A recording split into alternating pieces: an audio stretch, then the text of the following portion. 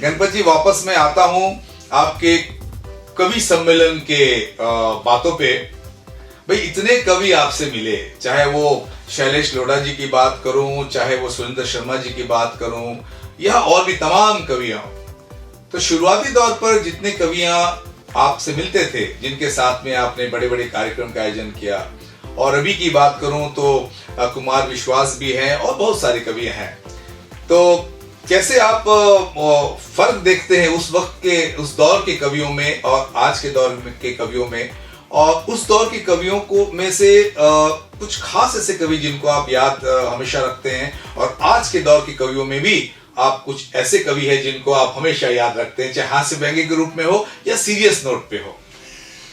मुझे लगता है कि आपने मुझे व्यक्तित्व के तमाम पहलुओं पे आपने प्रकाश डालने का कहा। मुझे तो ताज्जुब ये हो रहा है कि आप में कितनी गहरी सोच है हर विषय की। जी, मतलब आपके पास में कोई विषय अछूता नहीं है, पत्रकारिता हो, लेखन हो, कलाकारी हो, या कोई भी हो। जी, धन्यवाद। तो मुझे तो बड़ा अच्छा लग रहा है जी, धन्यवाद। तो मैं आपको बता दूं कि मैं उस दौर का एक गवाह रहा हूँ जी, और आपकी जानकारी बता दूं जी, जी। अभी कवि सम्मेलनों के 100 वर्ष पूरे हो रहे हैं। अच्छा, एक शताब्दी पूरी हो रही है। 100 साल हो गए? हाँ, 100 साल। कवि सम्मेलन 100 साल पहले प्रारंभ हुए थे, और ये कवि सम्मेलन की स्थापना के 100वां साल चल रहा है। यानी कि ये आजादी के पहले की बात है? आजादी के पहले की बात है, 1922। बिल्कुल बिल्कुल। उस दौर में जो हजारी प्रसाद द्विवेदी वगैरह साहित्यकार हुआ करते थे, और भी हरिशंकर परछाई, नीरज निराला, ये मतलब कमोबेश 10-20 साल इधर उधर के जो एक युग था। जी जी जी जी। तो वो एक दौर ऐसा था कि कवि सम्मेलनों में माइक के द्वारा कविता पढ़ी जाती थी। फिर उसकी ये जो सीडी कैसेट बहुत कम बनती थी, ये तो एक बाद में युग आया 70 के आसपास में, तो वो एक सीडी कैसेट का दौर आया। वो एक दौर था, किताबों का भी दौर था। उस जमाने में मुझे याद है गुल्लड़ मुरादाबादी की पुस्तकें भी बिका करती थी। जी जी जी, वो एक दौर था। बिल्कुल। तो जो फर्क की बात की है, तो नेचुरली देखो, हर 10 साल में, हर 5 साल में बदलाव तो आता ही है जी। हम पुरानी पीढ़ी की और नई पीढ़ी की बात करें तो बहुत बदलाव है। उस दौर में मैं काका हाथरसी के दौर का गवाह रहा हूँ। क्या बात? और मैं ये वापस बात बताना हूँ, 100 साल कवि सम्मेलन के चल रहे हैं जी, और मुझे 40 साल हो गए उस दौर में। अच्छा, यानी कवि सम्मेलन के आयोजन कराते 40 साल का सफर, बल्कि 42 साल है। मैंने आपको 80 का 81 का तो बताया था। जी जी। तो 80-81 और सन 2022 40 से 42 साल हो गए, करीबन 40-42 साल का मैं भी गवाह हूँ। तो मुझे ये फक्र है इस बात का कि एक शताब्दी वर्ष में मेरी भूमिका भी 40 साल की रही। क्या बात है, क्या कम नहीं है। एक तरफ देखिए, मैं कहूँ कि एक तरफ 100 साल में से 40 साल का अनुभव और साथ रहने का गणपत जी भंसाली, और बाकी जो 60% की अगर बात करूं, 60 साल में तमाम कवियां 60% में है, लेकिन 40 साल में एक ही नाम है, गणपत जी भंसाली। ठीक है, तो है। और मैं इसी बात को और पूरी करता हूँ। ऐसे कवि मेरे यहाँ अभी वर्तमान मंचों पे कविता पाठ कर रहे हैं, जिनके पापा ने मेरे मंचों पे कविता पाठ किया। अच्छा, जैसे श्याम ज्वालामुखी थे, जो मुंबई विस्फोट में, बम विस्फोट में उनकी जो मृत्यु हो गई थी। उनके लड़के हैं गौरव शर्मा। अच्छा, वो श्याम ज्वालामुखी जी को भी हमने आमंत्रित किया। हाँ। तो उनके बेटे को करना है जी। एक प्रहलाद नवीन है जी, उनको भी हमने आमंत्रित किया। उनके बेटे को है, जो मतलब आज हम पार्थ नवीन को आमंत्रित कर। क्या बात है। उल्लड़ मुरादाबादी जी, जिनके जो नवीन उल्लड़ जी, तो उनको भी आज इत्तेफाक से दोनों संसार में नहीं है जी, युवा कवि, उनका भी डेथ हुई उनकी। तो ऐसे कई कवि आधा डजन के करीब है, मतलब आप समझो। तो इसमें पुराने कवियों में कुछ खास कवि ऐसे जो हास्य व्यंग्य में है और आपको बहुत आनंद आया उनके साथ काम करके? देखो, ऐसा है कि शरद जोशी की पुत्री तो अभी फिल्म लाइन में है। बिल्कुल बिल्कुल। हाँ, तो उनका जो उनके व्यंग्य तो बड़ा निराला रहता था। केपी सक्सेना को मैंने मंच पे आमंत्रित नहीं किया, मगर केपी सक्सेना से बहुत मैं प्रभावित हुआ। मुझे एक अखबार की कहीं भी बात याद आती है, केपी सक्सेना ने एक बार ये कहा था कि काश मेरे घर पे भी एक इनकम टैक्स का छापा पड़ जाए। क्या बात है। अगर इनकम टैक्स का छापा पड़ जाए तो पूरी कॉलोनी में तो मेरा रुआ बना। ये बंदा फटीचर लग रहा था, अरे अरबों का मालिक है क्या, इनकम टैक्स का छापा पड़ गया। तो ये एक दौर था कविता का मतलब किस तरह से व्यंग निकालते थे, किस तरह से व्यंग निकालते हैं, है ना। तो कहीं ना कहीं इनकम टैक्स का छापा वो किसी के लिए टेंशन हो सकता है, उसके लिए अचीवमेंट है, खुशनसीबी थी, खुशनसीबी थी। उस जमाने में शरद जोशी की एक हवाई यात्रा थी जी। ये हवाई यात्रा कोई हवाई यात्रा है, ट्रेन की यात्रा बहुत जोरदार जी। हवाई यात्रा का में हम एक के पीछे एक बैठे रहते हैं। ये तो भला वो गुजराती के जोड़े का जिन्होंने पान पर का डब्बा खोला और हमने हाथ आगे बढ़ा दिया जी। मगर ट्रेन में ऐसा नहीं होता है। ट्रेन में हम आमने सामने बैठे रहते हैं, तो एक दूसरे से बात करते हैं, क्या लेंगे जी आप, क्या करेंगे जी। और जब भी हम फ्लाइट से नीचे उतरते एयर होस्टेस हमें मुस्कुरा के विदा देती हैं, तो हम कहते हैं वाह हम जा रहे हैं और तुम खुश हो रही है। क्या बात है। ट्रेन में कभी ऐसा नहीं होता है, जैसे ही हम चढ़ते हैं तो उतरने वाले हमें चढ़ने नहीं देते। क्या बात है। हमें उतरने नहीं देते जी। तो एक वो मनोभाव होती, तो वो एक दौर था बहुत जोरदार। वाह वाह, क्या आपने बहुत अच्छे तरीके से इस छोटी सी चीजों को आपने रखा। और मुझे तो ये लगता है कि आने वाले दिनों में हम सबका ये इच्छा रहेगी कि संचालन के साथ साथ, सम्मेलन आयोजन के साथ साथ आपके मुखारबिन से कुछ इस तरह से हास्य व्यंग्य का पाठ आने वाले दिनों में गणपत जी हम चाहेंगे जरूर। बिल्कुल। मैं आपको और भी बता दूं कि हम लोग लोकल स्तर पे भी, हमारे जो सूरत में भी हिंदी साहित्य सौरभ संस्था है जी, और स्थानीय तौर पे बहुत अच्छे अच्छे कवि हैं जी। उर्मिला जी उर्मी है जी, पूनम गुजरानी है, सोनल जैन है, और काफी कवि गिरिराज शर्मा जी है, और काफी कवि कवित्री हैं जी जी। तो वो कविताओं पे, मतलब मंचों पे कविता पाठ करते हैं जी। तो हमने कई लोकल आयोजन भी करवाए हैं और रहते हैं। तो और एक बात बता दूं कि जितने भी कवि अभी वर्तमान के, जो डॉक्टर कुमार विश्वास है, 2004 में हमने कुमार विश्वास को पहली बार बुलाया था जी।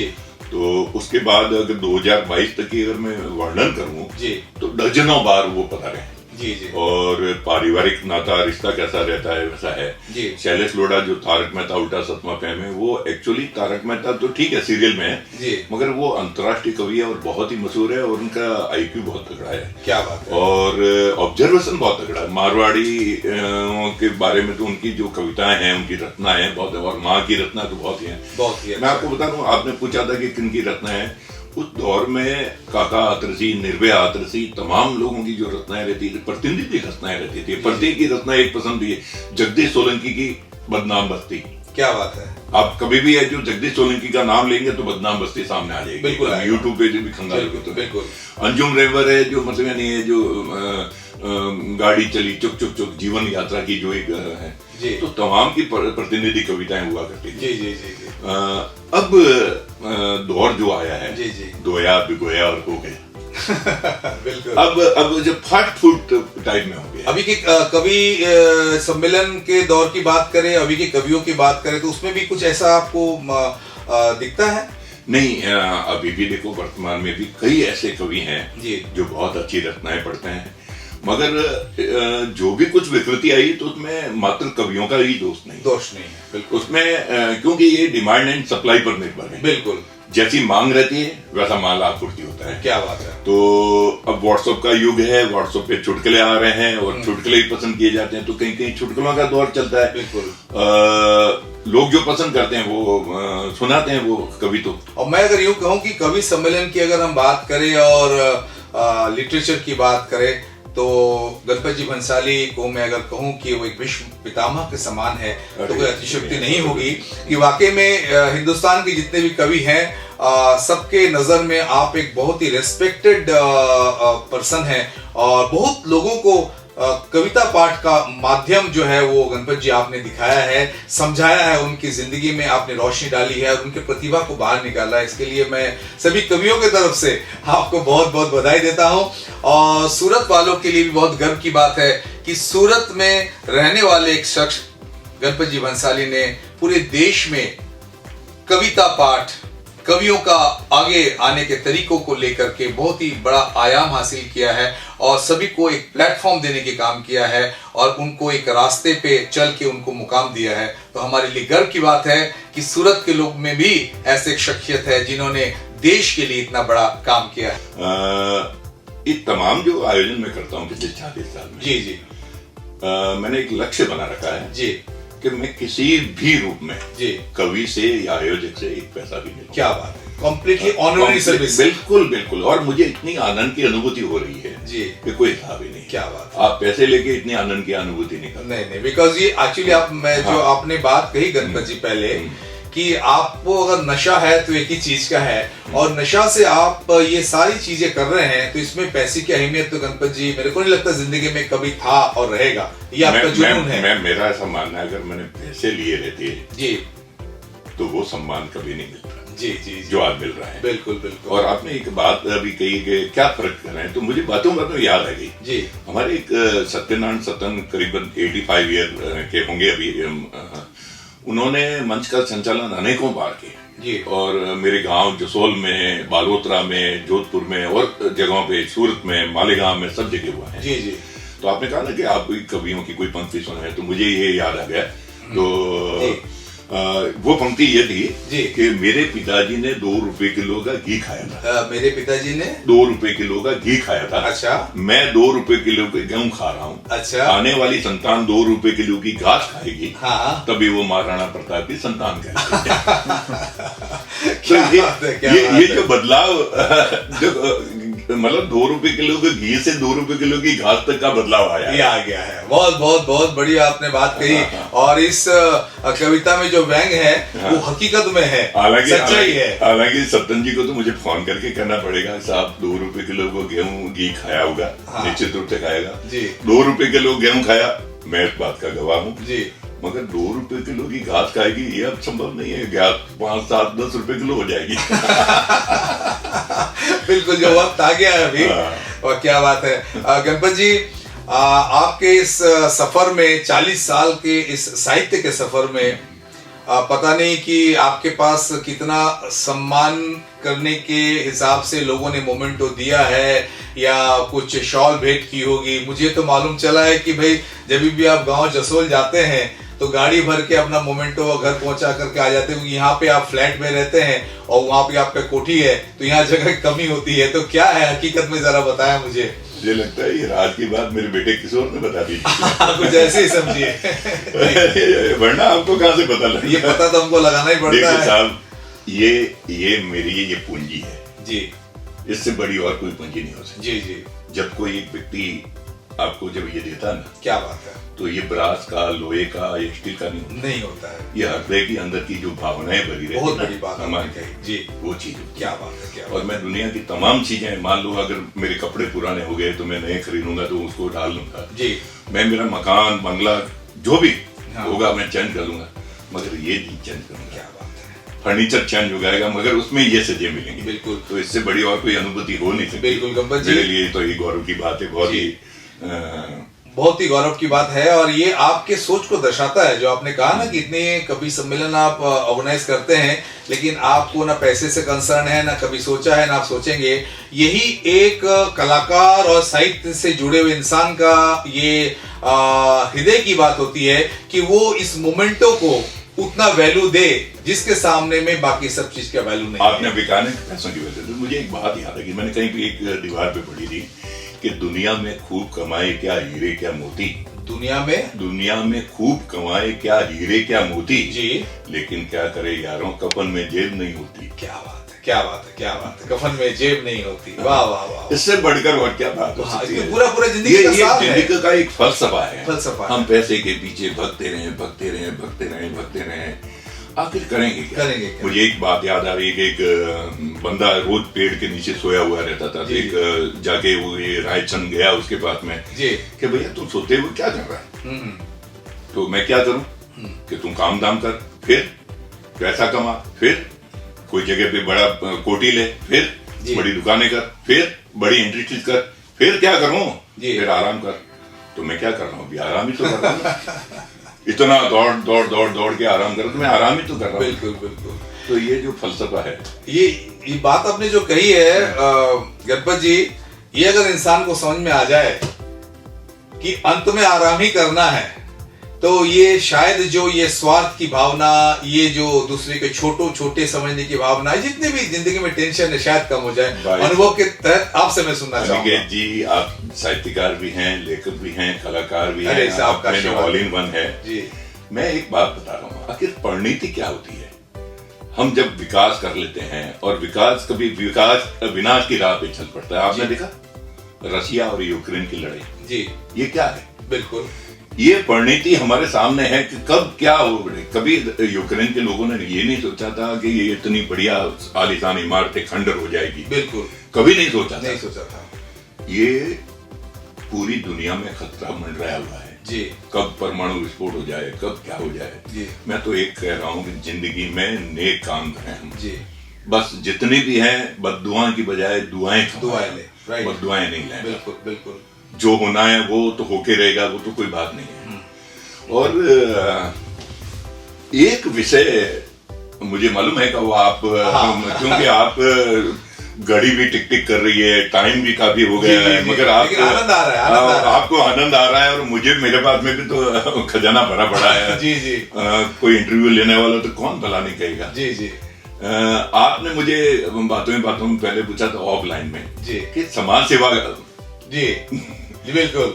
तो मैं आपको बता दूं मेरे जीवन के तमाम पृष्ठ हैं, कविता वाला पृष्ठ है, पत्रकारिता वाला है, लेखन वाला है जी, और व्यापार वाला भी है जी, और परिवार वगैरह वो तो ही जी।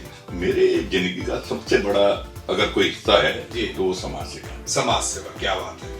तो अब आप कहोगे प्रश्न भी आप ही कर रहे हैं और जवाब भी आप ही दे रहे हैं। मैं जरूर पूछने वाला हूँ आपसे। मुझे मालूम है कि आप और प्रश्न न पूछे तो मैंने पहले इसी छोड़ दिया।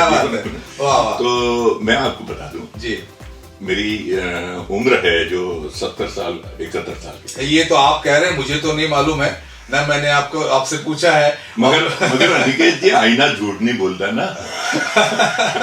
सही है, सही। आईना कब झूठ बोलेगा? लेकिन मैं आपको जरूर कह दूं कि भले ही 70 साल की आप मेंशन कर रहे हैं आप होंगे, लेकिन सच कहूं कि आपकी जो व्यक्तित्व है और आपकी जो बोलने की शैली है, आपको जो अनुभव है, उसके तहत आपका उम्र कहीं दिखता नहीं है।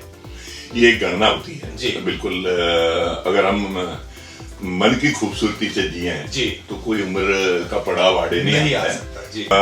तो उसी बीच में मुझे राजनीतिक रूप से भी जनसंघ से जुड़ने का एक मौका मिला, और जनसंघ से ऐसा जुड़ने का मौका मिला कि जिस तरह से कुमार विश्वास को, शैलेश लोढ़ा को सुनने के लिए लोग कहाँ चले जाते हैं जी, इसी तरह से अटल बिहारी वाजपेयी जब भी राजस्थान में जोधपुर तक आते थे जी, तो मैं जोधपुर सुनने चला जाता था। बालोतरा में आते थे, बालोतरा में एक बार तो ऐसा भी हुआ कि 1971 की बात है और सिंधी शरणार्थियों को मान्यता देने की बात थी।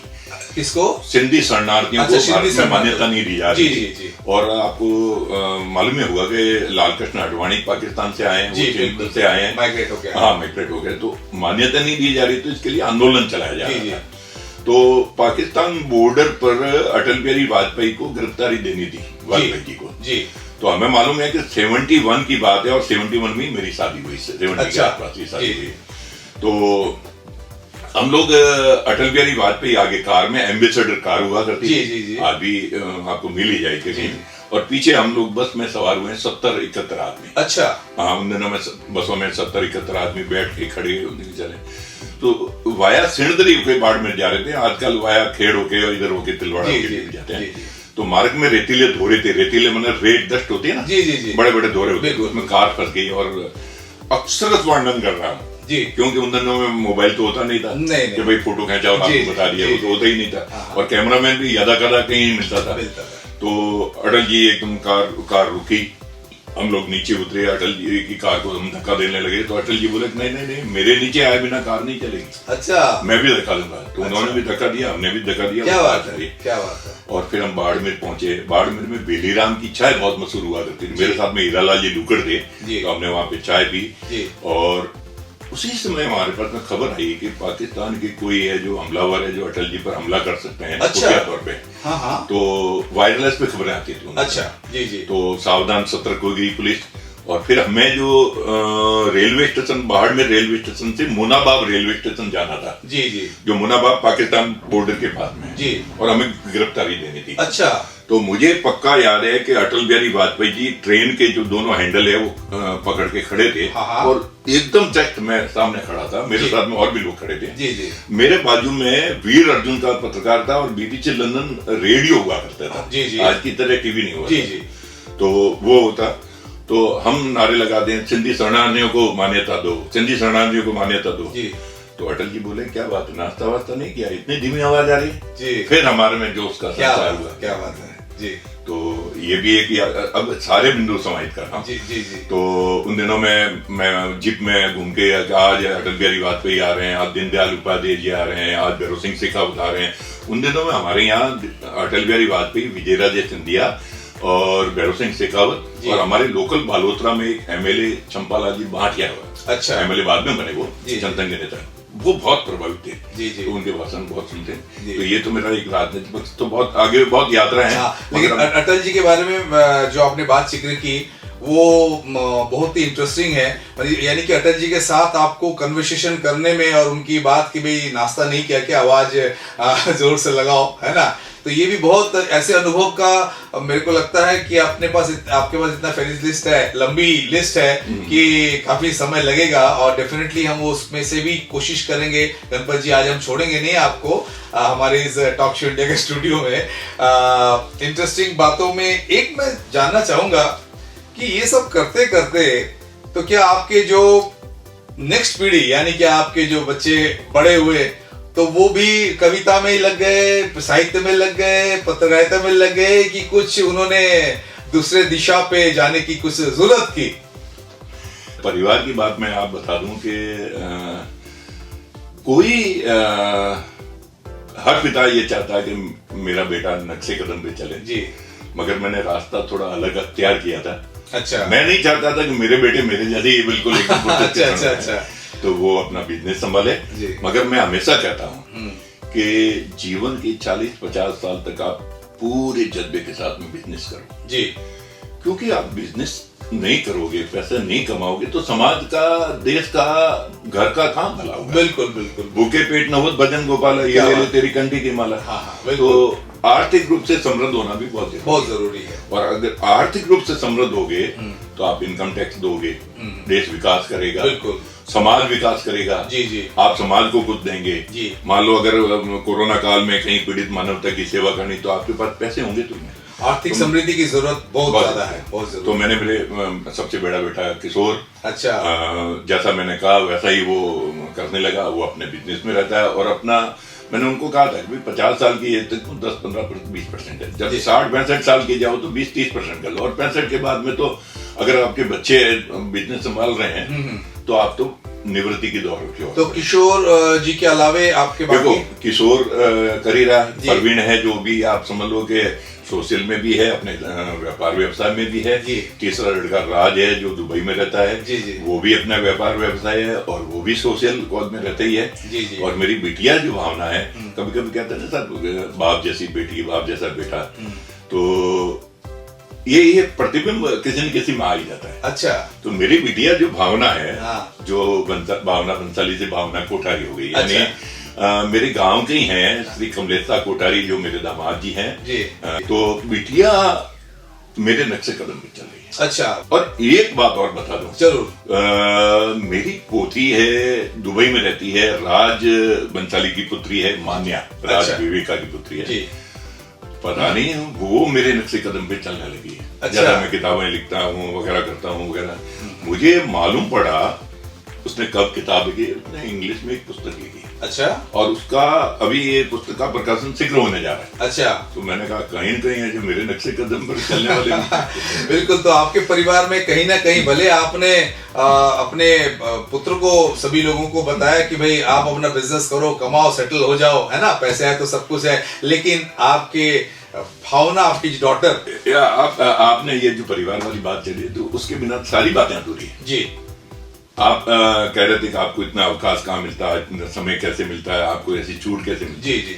मैं आपको बता दूं, आपको परिवार में प्रेरणा परिवार से ज्यादा और कहीं से नहीं मिलती। बहुत सही बात। आपकी जो सोच, जिसके द्वारा आप आगे बढ़े और अपना परिवार को लेके चले, जो संस्कार आपने अपने बच्चों को दिया, वो संस्कार और सोच की वजह से ही लोग आपको, परिवार का हर छोटे से बड़ा सदस्य जी, मेरी काम की खुशी में वो खुशी प्रकट। क्या बात है, ये सबसे बड़ी बात, बहुत बड़ी बात है। वरना ये देखो बेकार की जो बातें होती है, कई लोगों के लिए बेकार की बातें हैं, भाई आप पैसे वैसे तो कमाते नहीं हो, सारे ऐसे ही हैं। लेकिन वो उनके लिए वो लगता होगा, लेकिन ये सब चीज सुनने समझने के लिए भी जो लोगों को मौका मिलता है गणपत जी, वो बहुत बड़ी बात होती है। मुझे लगता है कि जो पुराने जमाने में वीडियो होता था टीडीके की कैसेट होती थी कि भाई 45 मिनट पूरे हुए, तो मुझे गणना करते करते मुझे आपके पास में कितना अटूट खजाना है प्रश्नों का, मेरे पास में तो पता नहीं कितना जवाब देने का है। आपके पास जो जवाब लेने की मुझे इच्छा है, तो मैं समझता हूँ उसमें दिन समय की बहुत कमी है, नहीं तो मैं तो आप अनवरत बात करते रहो, क्योंकि आपके जवाब इतने इंटरेस्टिंग और इंस्पायरिंग है। जो भी लोग सुन रहे हैं इस हमारे इस टॉक शो इंडिया के इस एपिसोड, यानी कि बातें सूरत वालों की, इस एपिसोड को सुनने वाले हर इंसान को पूरी डिस्कशन में बहुत कुछ सीखने को मिलेगा। मुझे ऐसा लगता ही नहीं मैं सूरत में बैठा हूँ। सूरत तो लक्ष्मी पुत्रों की नगरी है, और जिस ढंग का अपने वातावरण सारा तैयार किया था, ऐसा लग रहा है मैं मुंबई में बैठा हूँ या दिल्ली में बैठा हूँ, किसी स्टूडियो में बैठा हूँ और बड़े चैनल में बैठा हूँ। और आपकी मैं तो हाजिर जवाबी, और जो सवाल पूछने की जो अंदर की जो वाकई में मैं सलाम करता हूं। नमस्कार जी, आपका आशीर्वाद है, आपका प्रेम है गणपत जी। इससे पहले कि हमारे इस मजबूरी में हमारे इस टॉक शो को विराम देना पड़े, मैं चाहता हूं कि हमारे सभी व्यूअर्स के लिए कुछ हास्य व्यंग्य के और साथ में कुछ इंस्पायरिंग, जिससे मोटिवेट होके वो अपने आप को समझे, जाने और सही दिशा में चले। पहला हास्य व्यंग्य की बात और उसके बाद मोटिवेशन की बात हमारे दर्शकों को आप जरूर सुनाएं। देखिए, हास्य व्यंग्य की कवियों की अपनी एक बात होती है, और हमारी एक सीमा रेखाएं होती है। जी। कवि मंचों पे बिंदास सुना सकते हैं, हम वो नहीं सुना सकते हैं जी। मगर कुछ बातें होती हैं जी, तो अनेकों रत्नाएं हैं। मतलब आप समझोगे कुमार विश्वास से लगाकर शैलेश लोढ़ा से लगाकर, बोले सीरियस से सीरियस कवि है वो, हास्य रस तो परोसता ही है जी, बातों में परोसता ही है, बिल्कुल। तो अनेकों हैं, मैं सत्यनारायण सतन की और अनेक रचनाओं से प्रभावित है। सत्यनारायण सतन ने एक कई रचना ने, एक कुत्ते ने एक नेता को काटा, अच्छा, तो गली के कुत्तों ने मिलकर उसको डांटा। क्योंकि काटना तो और भी बहुत थे, अपने बिरादरी वाले को कभी काटते जी, जल्दी से 14 इंजेक्शन लगा दे, नहीं तो भाषणबाजी का जेट चढ़ जाए। हालांकि मैं इनसे सहमत नहीं होता हूँ, मगर आपने कहा ना, मुझे नहीं लगता कोई भी जो हास्य व्यंग्य होता है किसी पर्टिकुलर सेगमेंट के लिए होता है, एक वो उसको आनंद के तौर पे लेना चाहिए, उसमें सच्चाई कितनी रहती है, बिल्कुल उसकी कोई बात। और गणपत जी से जो सुनी हुई बातें हैं, उनकी जो अपनी एक्सपीरियंस है, इसको अगर ध्यान से अगर हम सुनते हैं तो डेफिनेटली हमें बहुत कुछ सीखने को मिलेगा। गणपत जी, आप हमारे टॉक शो इंडिया के स्टूडियो में आए और हमारे एपिसोड बातें सूरत वालों की का ये प्रसारण में आप इस मंच पे उपस्थित होकर के बहुत ही इंटरेस्टिंग और इंस्पायरिंग बातें की। आपके जैसा व्यक्तित्व सूरत के लिए एक बहुत बड़ी अचीवमेंट है, और सभी सूरत वासियों का ये गर्व है कि गणपत जी भंसाली सूरत में रहकर सूरत का नाम न सिर्फ देश में बल्कि विश्व में रोशन कर रहे हैं। आपको बहुत बहुत धन्यवाद। मैं आपका किन शब्दों में धन्यवाद ज्ञापित करूं कि पूरी बिजली यादें जो मैं मतलब यहाँ से विस्मृत कर गया था जी, वो तमाम खजाने से आपने पोटली निकला के मतलब सारी जो परोसाई जी। और आपने एक प्रश्न किया था कि भाई आपको कहाँ सम्मान मिले, अवार्ड मिले, ये तो खैर है ही है जी। मुझे कला एक कोई अकादमी है, शैलेश लोढ़ा जी के साथ में उदयपुर में राजस्थान के गृह मंत्री गुलाब चंद जी कटारिया के हाथों में सम्मानित 11,000 का कोई पुरस्कार वहां पे मिला था। मैं सीबीआई के डायरेक्टर जोगेंद्र सिंह जी, उनके हाथों में सम्मानित हुआ। फिर जो जीवीजी कृष्णमूर्ति जो चुनाव आयोग के उनके हाथों से मैं सम्मानित हुआ।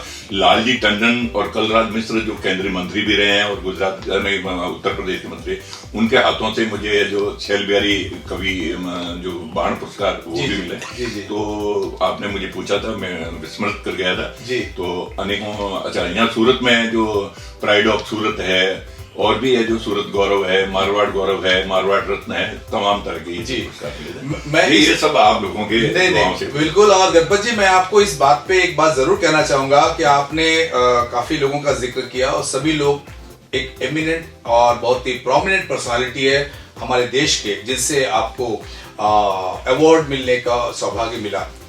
पर अगर आपको मैं अपनी तरफ से कहूं कि इंसान से रिस्पेक्टेड डेजिग्नेटेड लोगों से आपको अवार्ड तो मिला, लेकिन आपकी जीवन शैली और आपकी सोच, आपका वो कार्य में उसको एग्जीक्यूट करने का जो तरीका है, जो आपको अवार्ड मिलना चाहिए ऊपर वाले से, ईश्वर से, वो अवार्ड भी आपको मिला है।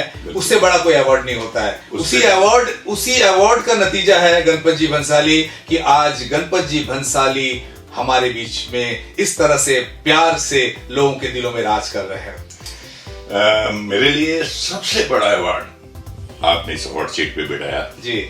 हमारे कैमरामैन भाई साहब करीबन 1 घंटे से अपने पांव पे खड़े होकर शूटिंग कर रहे हैं। जी जी जी जी। और आप नॉन स्टॉप, मुझे मालूम है आपको चाय की तलब लगी होगी, कॉफी की तलब होगी, आपने बिना पानी पिए, बिना एक घूंट पिए जी जी जी तो धारा प्रवाह रूप से लिए। और मेरी भी, मुझे पता नहीं कहाँ से ये अंदर से आ गया। जी जी। तो कोई स्टूडियो का ही चमत्कार है। जी जी। तो मैं बहुत धन्यवाद ज्ञापित करता हूँ। सबसे बड़ा अवार्ड मेरे लिए। क्या धन्यवाद, बहुत बहुत धन्यवाद। मैं आपसे विदा लेता हूँ जी। धन्यवाद।